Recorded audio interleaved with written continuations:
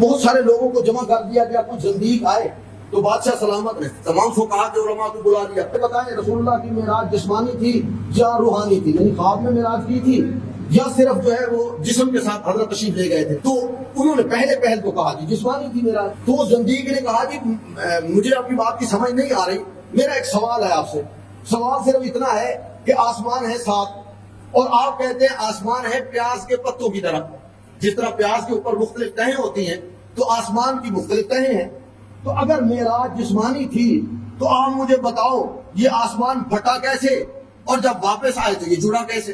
تو اس وقت کسی نے بتایا کہ خود یہاں امام کا سرور کائنات کا بیٹا موجود ہے، ان کا پسر موجود ہے، امام صادق موجود ہے، آپ ان سے بھی ذرا پوچھ لیں۔ تو ان کو بلوایا گیا، وہی زندیق نے پہلے سوال کیا کہ آپ مجھے بتائیں کہ یہ آپ جسمانی کے قائل ہیں یا روحانی؟ تو حضرت نے فرمایا کہ میں تو جسمانی کا قائل ہوں، جس طرح دوسرے لوگوں نے بھی کہا تھا۔ اس نے فوراً سے وہی سوال کیا کہ اگر جسمانی معراج تھی یہ پھٹا کس طریقے سے ہے اور یہ جڑا کس طریقے سے ہے؟ تو اس وقت میرے مولا مسکرائے، انہوں نے کہا مجھے یہ بتاؤ آدم جب زمین پہ آیا تھا آسمان سے تو بتاؤ یہ آسمان پھٹا کیسے جڑا کیسے؟ آدم بھی تو آئے تھے۔